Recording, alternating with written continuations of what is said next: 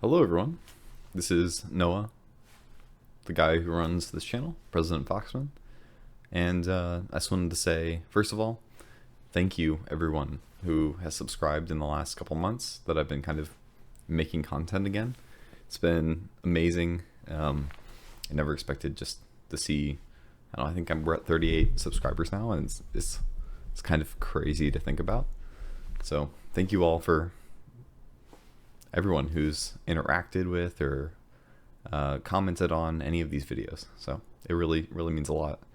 Today I wanted to kind of introduce a new series I want to make of videos, and by the end I'll kind of have laid out what my plan is.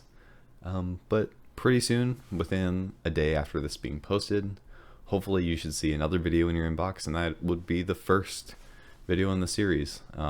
These videos I think are going to be pretty extensive, and they're going to take a while to come out, so I'm going to do my best, but I just would love for you to check them out when they do. But first, let me set up the idea. The first thing that we want to talk about is this thing. I want to say I made it up, but there's a good chance that I've just kind of absorbed it through osmosis, so I won't take full credit for it. But this idea of moral engines.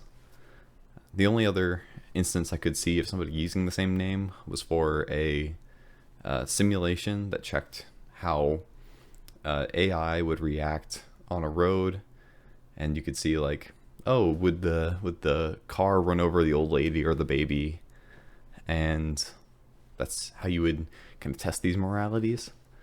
But my idea kind of is tangential to this. The idea I have of a moral engine is something like a video game engine, or any sort of automata like that. I have a computer science background, so that's where my mind goes, at least. Emulation would be another way of putting this. And the concept would be that you could take this moral engine and you can go into it with a specific worldview in mind and play stuff out.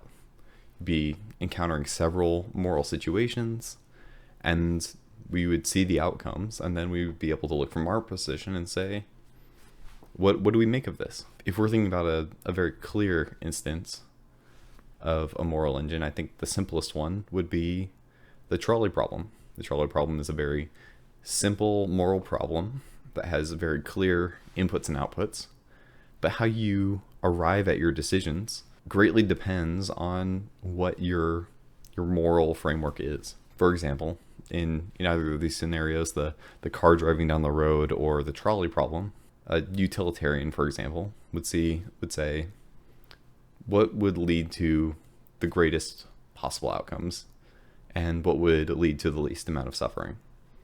So they look at the trolley problem, they see a trolley approaching, and there's 5 people on the main track but 1 person on the other track. Would they pull the switch to make sure that the trolley runs over the 1 person instead of the 5 people? And the utilitarian would say, of course we move them over to the 1 person, because that's less people dying, and less people dying is better de facto. No comprehension otherwise. Or they would see the baby and the old lady, and they would say, well, the old lady, she's probably going to suffer a lot more in her life, especially if she's elderly.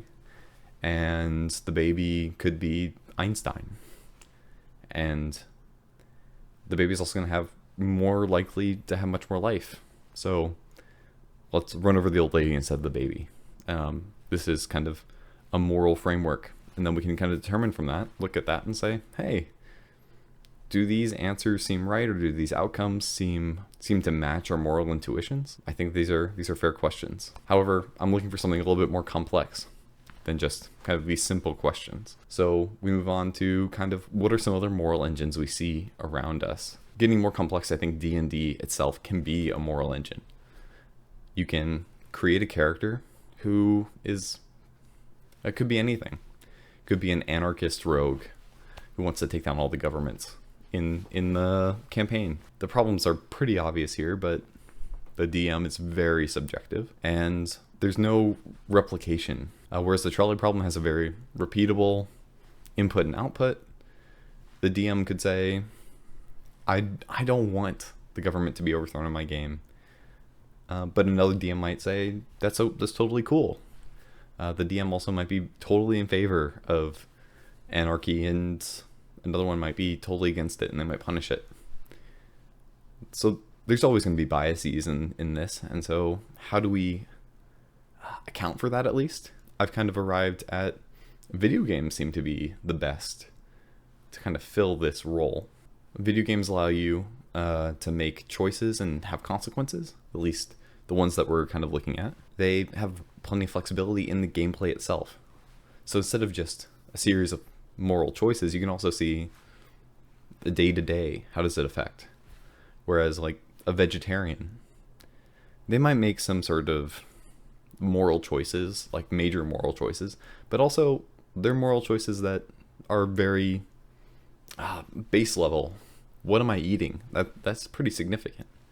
That'll change the way you interact with everything. Even religious views, right? Religious, these are the things I won't do and these are the things I will. These are extremely important. This seems like a great idea for a moral engine.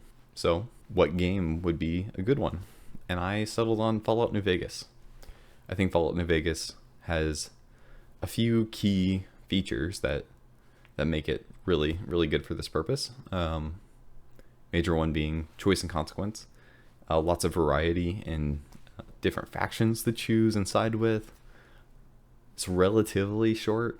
Like you can kind of go to the end, or you can kind of stretch stuff out as long as you need it to be. It's one of my favorite games, which kind of gives it another reason why I'd want to go through with it. And also there's a lot of variety in the gameplay itself. So even these little choices can be replicated in the game. Even a pacifist can be allowed to play the game and do relatively well. But the question is, why even do any of these moral engines? Like what's the purpose? What's been really on my mind lately is the practicality of these philosophies. Philosophies being, political philosophies or ethical philosophies or meta-ethical philosophies. We constantly are in the space of talking about what are the reasons for this or what are the reasons for that. And I think we all kind of get stuck in that zone, and then we kind of come to a conclusion that this is the most convincing thing, but then we kind of stop there. However, I think what's much more important is how does it live out? Sometimes the things that I think are most important might not be the most important to someone else. I think that that people being treated with respect is very important to me. And so if a philosophy doesn't naturally lead to that, maybe it needs to be modified, or maybe I'm wrong, or maybe it's wrong. And so at least that kind of exposes the tensions in all of these. Sometimes it's not super clear from the outset. Sometimes things are much more impractical than they seem, and sometimes things are much more practical than they seem. And they're not as scary when you're playing out these philosophies. So that's my goal with this series. I'm planning on playing through Fallout New Vegas with the intent of showing off a series of both meta-ethical theories or ethical or political theories, and just seeing how they play out. Who do they side with? What choices are they going to make? And my assumption will be that this is the most important thing to them. That unless otherwise stated within the the moral system, I'm just going to go with no. I want to set, if I'm going to play transhumanist, no matter what, I'm going to try to accelerate the development of technology as fast as possible. So that's my goal.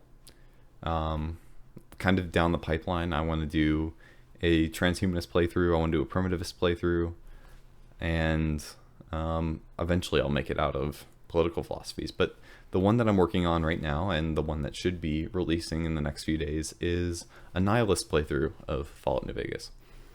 This one's going to be a little weird. It's going to be a little bit more long-winded in certain aspects. Partially because it's my first one, but partially because it's almost a baseline. Instead of saying, there is something that's right, nihilism says that there is nothing that's right, that all moral claims are false.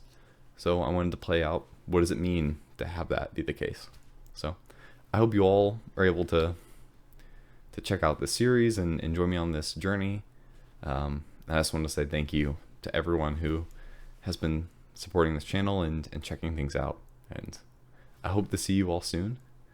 And yeah, I'll see you pretty soon, actually. Yeah. Well, bye.